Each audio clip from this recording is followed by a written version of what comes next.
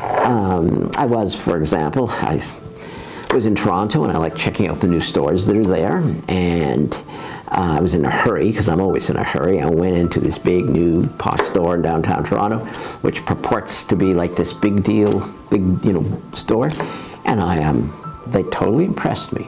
Not with their merchandise, but the speed with which they could respond and give me guidance. So unlike a store, getting in where you cannot find a salesperson to save your soul, and if you're looking for a sweater, you better find a sweater, you better figure out what your size is, you can't find a fitting room.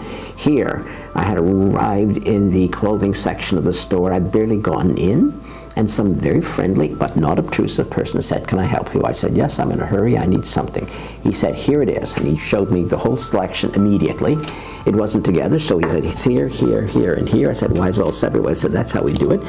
How can I help you find the right size?" Boom, boom, boom, boom. Now that, I'll go back there. It wasn't cheap, but on the other hand, that store saved me time. Time's important to me. It may not be to everyone, but it was important to me. That store knew what it needed to do, and the staff was informed. I said, "Well, I'm not quite sure what size I want." Okay, he did it, not me.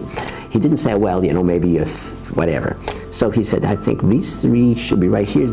Try this one, because it might be just a little snug and the rest of them should fit." And it was exactly what I wanted. I was out of there in barely 15 minutes. And no standing in line trying to find out who to pay. Boom, boom, boom, boom. I'll go back. I'll go back.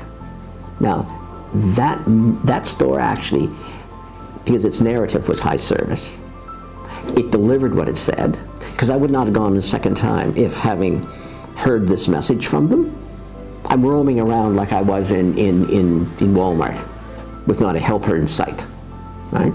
Home hardware is a good example. Home hardware, they tell you they can answer questions about home repairs. They actually can. It's my experience that I can be in different home hardware and say, "I'm looking for this kind of washer," and get someone that actually knows about washers. And they take you and they say, "Okay, no, that's not, why are you doing that? No, you don't need that washer, you need this washer." Like that's truth in advertising. And therefore, home hardware, in, out, get what I want. Knowledgeable staff, and I'm not lost roaming around for hours in a gigantic store trying to find someone to ask a question of. Now, so that's from the point of view of the client.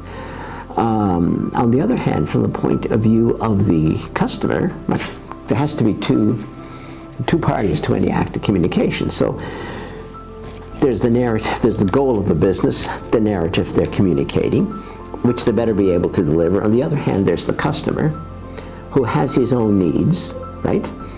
And what the customer needs is to actually be spoken to, so he's being told. So people who are time-starved like me, the right store better be telling me about that, right? So in that sense, what I want, the customer, is a message relevant to me.